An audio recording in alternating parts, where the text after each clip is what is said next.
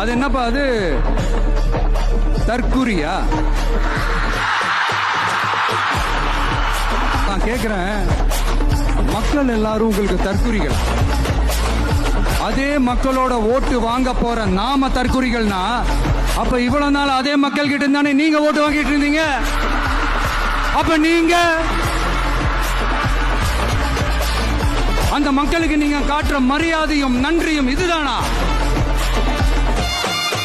ஒண்ணு மட்டும் சொல்றேன், எழுதி வச்சுக்கோங்க. இந்த தற்குறின்னு சொல்றீங்கல்ல, இந்த தற்குறிகள்லாம் ஒன்னா சேர்ந்துதான் வாழ்நாள் பூரா விடையை கண்டுபிடிக்காத முடியாத அளவுக்கு உங்க அரசியலே ஒரு கேள்விக்குறியாக்க போறாங்க.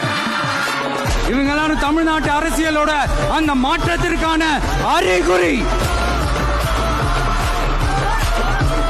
சும்மா லாஜிக்கே இல்லாம தற்குறி.